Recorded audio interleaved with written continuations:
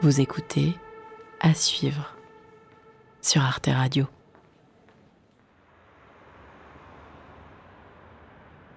Là, j'ai un sonomètre et je mesure 35 à 40 décibels. Printemps 2024, Lille. C'est vraiment très très calme. 4h30 du matin. Voilà, on s'est levé tôt, mais le bruit va augmenter petit à petit. En journée, quand il y a beaucoup de voitures, on est à 60, facilement 60 décibels de niveau de bruit. Olivier Pichard est responsable d'études au CEREMA.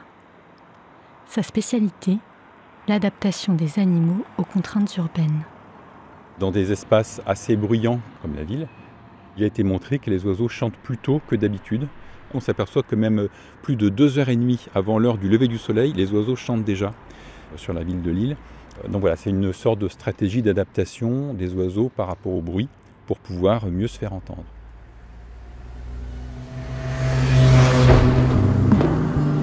Le chant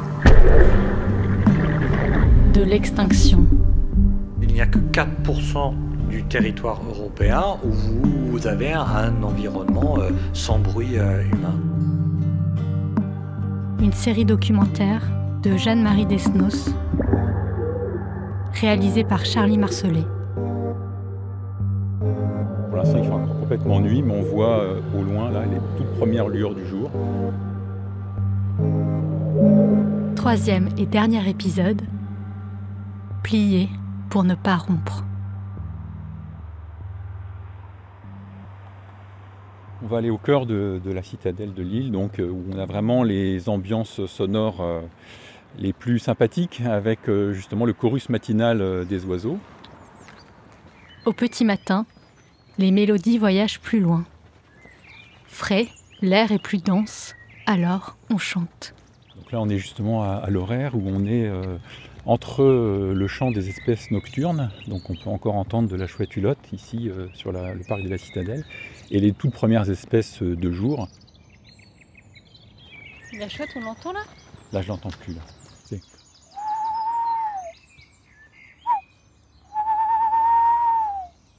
Ça fait ça.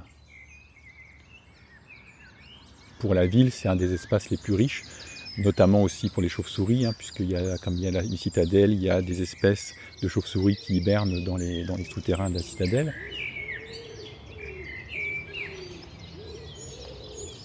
On entend le pigeon ramier. Pour le reconnaître, il y a un truc assez simple par rapport à la tourterelle, parce que souvent les gens le confondent, c'est le nombre de syllabes. Avec le pigeon ramier, on peut faire « je suis un pigeon », alors que la tourterelle, c'est « tourterelle, tourterelle ». Donc là, c'est ce qu'on entend là. Voilà. Je suis un pigeon. Je suis un pigeon. Je suis un pigeon.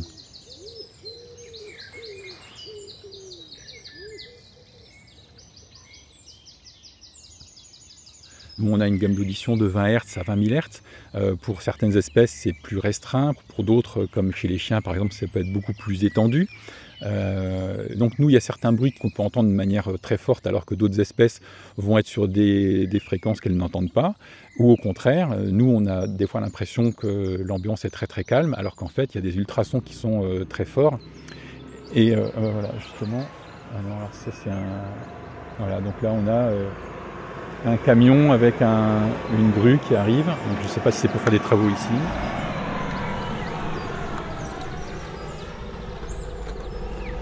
On va bien faire demi-tour, donc je prends...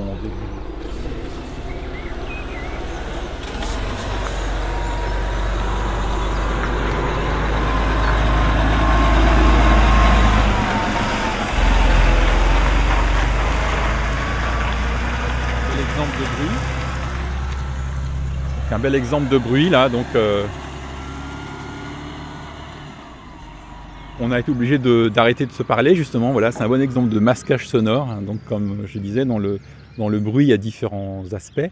Le premier, c'est le masquage sonore, c'est lorsque en fait ce bruit vient complètement couvrir notre voix ou le chant des oiseaux, et donc à ce moment-là on ne peut plus communiquer. Donc quand c'est pas trop répété, ça peut être supportable, mais quand c'est répété tout le temps, ça peut devenir insupportable et les espèces peuvent quitter le territoire. dans les espaces urbains qu'on a déjà en fait des espèces qui ont une certaine tolérance du bruit, puisque les espèces les plus sensibles ont déjà quitté la ville. Certaines espèces vont pouvoir chanter dans des fréquences assez aiguës. Par exemple, les fauvettes à tête noire, là, le merle, on est autour de 6000-7000 Hz, alors que le bruit urbain, on va être plutôt en dessous de 5 à 6000 Hz. Mais par contre, des espèces qui vont vocaliser, qui vont chanter dans des fréquences beaucoup plus basses, elles vont être très gênées. Donc c'est le cas des espèces plutôt de forte taille, ça peut être le coucou par exemple, qui chante plutôt dans des fréquences assez basses. Et donc ces espèces-là vont être d'autant plus gênées par ce masquage sonore dans l'espace urbain. On baigne dans le brouillard. Ici, maintenant, partout, tout le temps.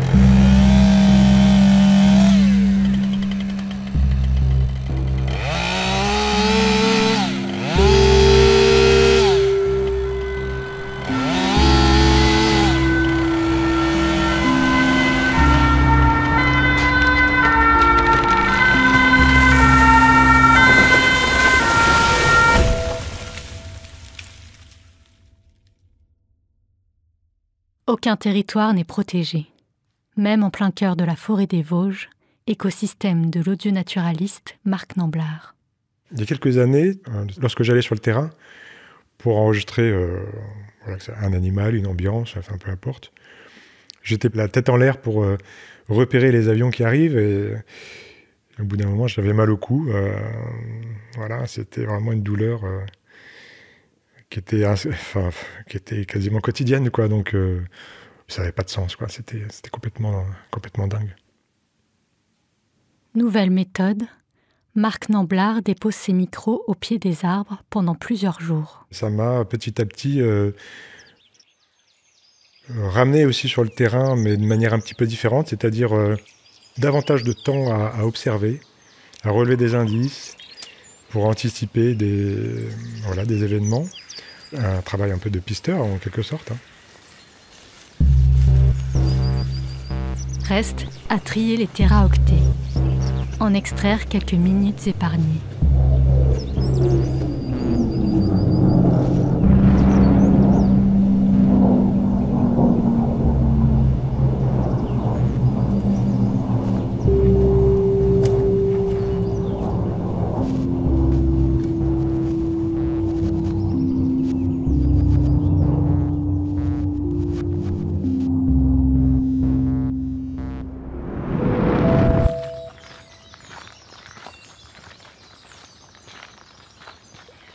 Les animaux ont plusieurs stratégies d'adaptation, ce qu'on appelle l'effet Lombard. C'est un orthophoniste du 19e donc, qui a décrit un peu ce phénomène-là qu'on retrouve aussi chez l'humain. C'est le fait d'augmenter en intensité sonore la communication. Donc on retrouve ça chez les mésanges charbonnières, par exemple, ça a été démontré. Il y a décalé en fréquence, c'est-à-dire que les espèces qui vont être dans du bruit vont être capables de chanter plus aigu. C'était montré même chez la mésange charbonnière qu'elle était capable à la fois, quand il y a une fréquence grave, de chanter plus aigu pour se faire entendre, mais inversement, si on met un bruit qui peut être dans ces gammes de fréquences, elle peut aussi diminuer son chant de façon à éviter justement cet aspect de masquage sonore. Voilà, donc chanter plus fort, décaler en fréquence. L'autre adaptation aussi, c'est de répéter le signal. Donc ça a été montré chez le troglodyte où l'espèce est capable de répéter, d'augmenter la diversité des motifs.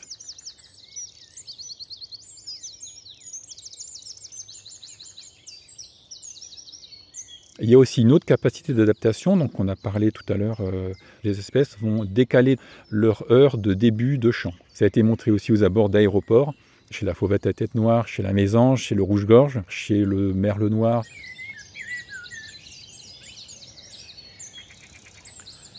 On entend les grenouilles vertes là.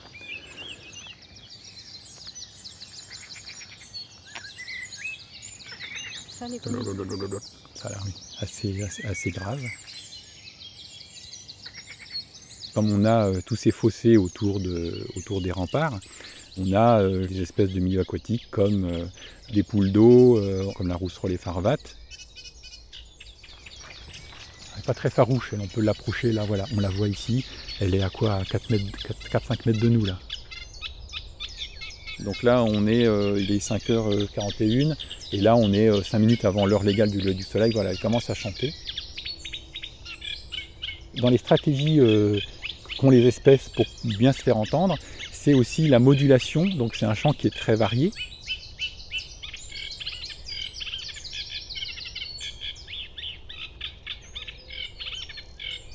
C'est un peu ce qu'on appelle nous l'effet aussi cocktail party, quand on est dans un environnement assez bruyant, type cocktail, où en fonction de la modulation de notre voix, on va pouvoir se faire entendre de manière plus intelligible que si on était une voix monocorde. L'avantage des fréquences graves, donc, c'est qu'elles peuvent porter très loin, mais par contre, elles sont assez difficiles à localiser. Les fréquences aiguës, c'est beaucoup plus facile à localiser. Donc il y a ça aussi comme stratégie, c'est que si une espèce module entre les graves et les aigus, elle a à la fois la possibilité de porter un son assez loin, mais aussi de pouvoir se faire localiser plus facilement.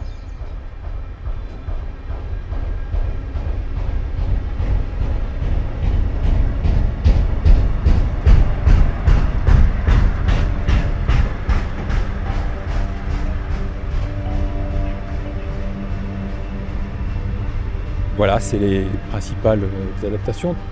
Ça dépend aussi des espèces.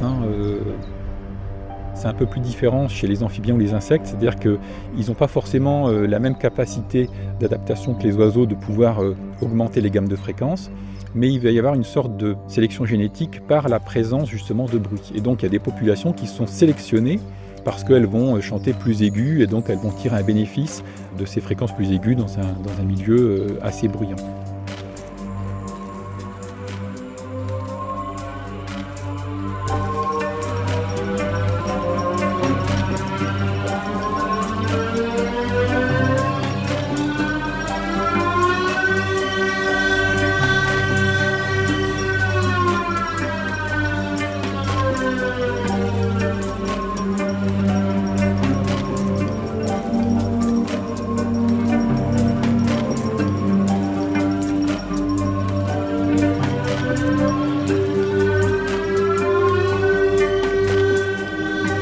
L'adaptation au bruit, une contrainte parmi tant d'autres.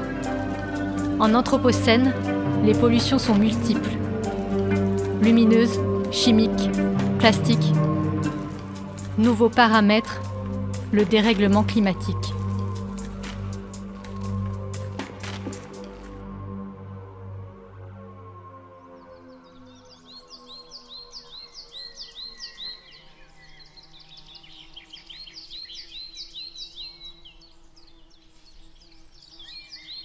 Alors je vis dans un petit village qui s'appelle Mortagne. Marc Namblard. Qui est perché à 500 mètres d'altitude, à mi-chemin entre Épinal et Saint-Dié-des-Vosges. On est un peu dans la zone de transition entre la forêt de plaine, on va dire, et puis la forêt de montagne.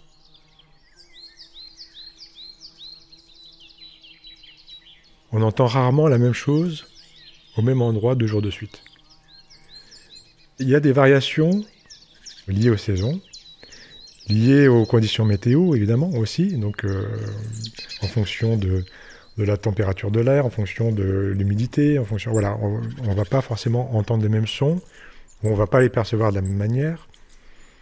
Après, j'ai quand même repéré, autour de chez moi, une évolution qui n'est pas vraiment liée à ces rythmes saisonniers. Il y a des espèces qui sont apparues ou qui ont occupé beaucoup plus de place dans l'environnement sonore.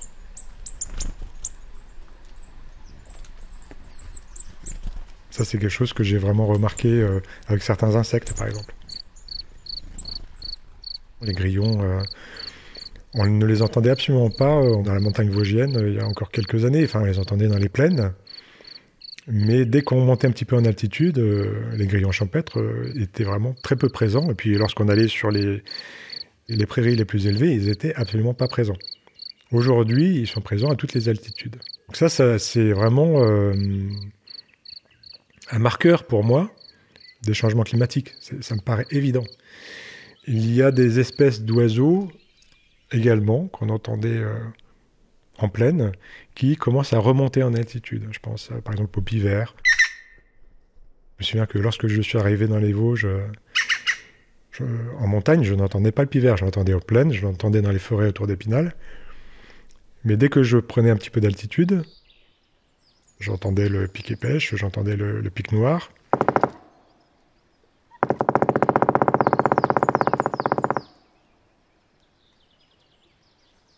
Mais le pivert, il n'était pas présent. Donc il y a vraiment un glissement de certaines espèces, en tout cas, en altitude.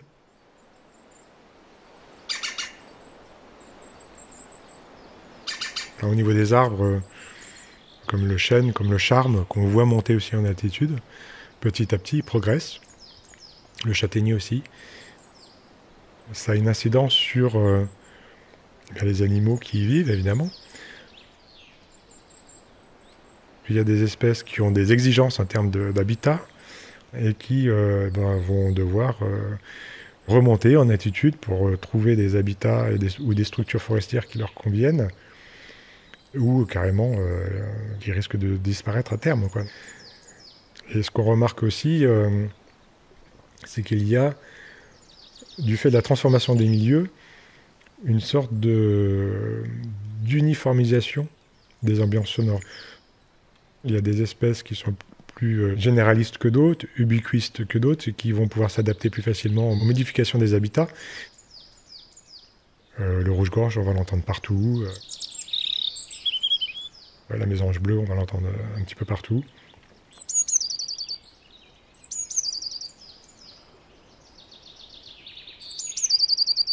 Il n'y a plus autant de diversité qu'autrefois.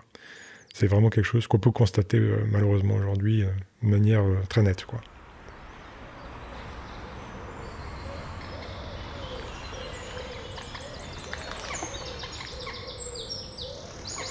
On pourrait dire, c'est bon, pas de problème, les espèces s'adaptent, elles vont vocaliser plus fort, elles vont émettre des fréquences plus élevées, puis ça va aller. En fait, non. Chanter plus fort nécessite plus d'énergie, et donc ça diminue la vitalité. Les espèces ont moins de ressources énergétiques à consacrer à leur reproduction, à consacrer à l'élevage des jeunes, à consacrer à leur fonction vitale.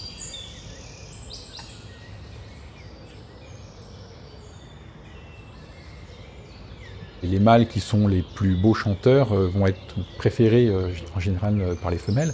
Chez certaines espèces, par exemple comme le coucou, généralement le coucou, on a l'habitude de l'entendre qui fait coucou, coucou, avec 2 notes. Et bien en fait, quand il y a une forte pression de sélection avec une nécessité de séduire les femelles, il est capable de faire 3 notes. Alors, il fait coucou, coucou.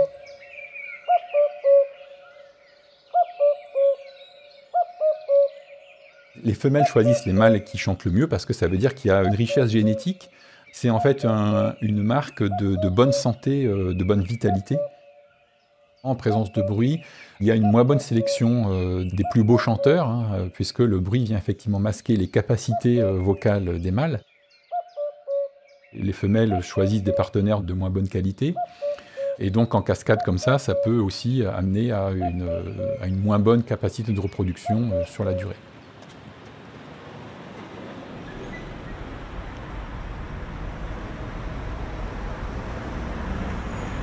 Là, on est exactement au même endroit que ce matin, que tout à l'heure.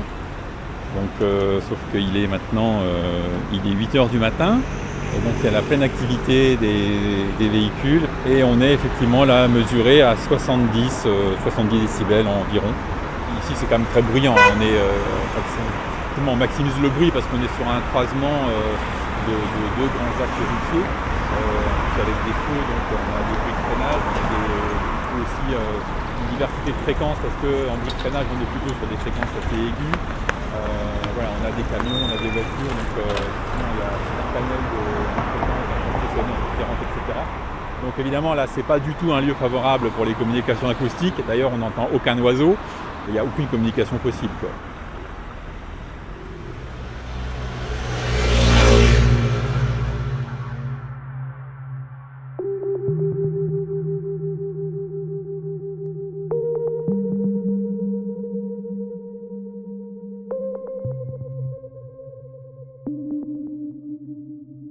La première des choses, c'est évidemment de prendre conscience de l'impact du bruit sur la biodiversité. Et ensuite, c'est autant que possible de réduire cette pollution sonore en limitant la vitesse de circulation, en privilégiant évidemment les véhicules électriques plutôt que les véhicules thermiques. Trouver la meilleure adéquation entre les activités humaines, mais aussi la connaissance des espèces pour limiter autant que possible l'impact du bruit sur ces espèces-là. Dans les parcs et jardins, sachant que la communication sonore, au moins pour les oiseaux, au mois de mai, elle est la plus importante vers le lever du soleil, c'est des périodes où on va éviter de faire des activités bruyantes à ce moment-là. De même que si on veut organiser un festival de musique, on va éviter de faire un festival de musique en pleine période de reproduction et en particulier dans des espaces où il y a des espèces sensibles au bruit.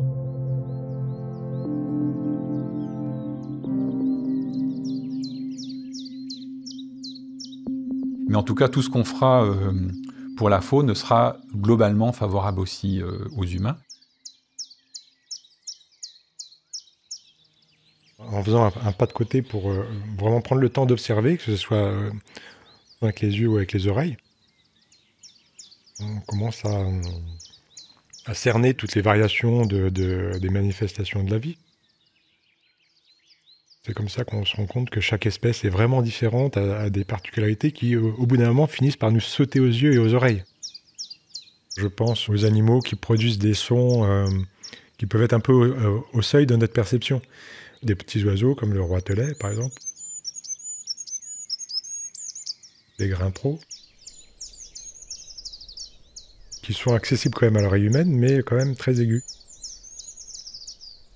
Ça peut être aussi des animaux qui émettent des sons simplement plus faibles, de plus faible intensité. Ça nécessite une attention. On détecte des présences qu'on ne détectait pas auparavant. Je m'en suis rendu compte, par exemple, j'ai eu un déclic. Un jour, en me promenant, au début du printemps, dans une forêt que je fréquente, là, pas très loin d'ici, j'entends ces petits tambourinages sur les feuilles mortes. Ça s'entend très bien à l'oreille, à plusieurs mètres de distance. Des araignées qui tambourinent des feuilles mortes, des lycoses qui vivent au niveau de la litière forestière et qui vont chasser comme ça dans les feuilles mortes.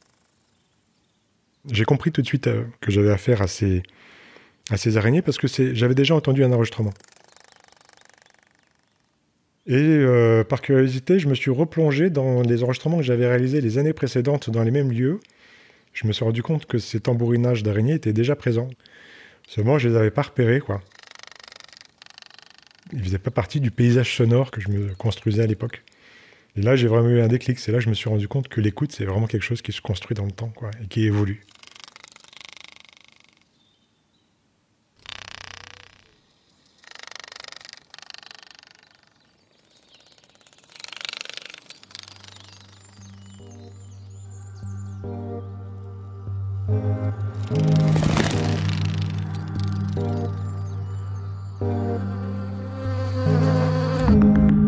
On peut permettre à des espèces qui sont déjà présentes de mieux vivre dans l'environnement dans lequel elles sont, mais aussi éventuellement à des espèces qui avaient déjà quitté les lieux de revenir.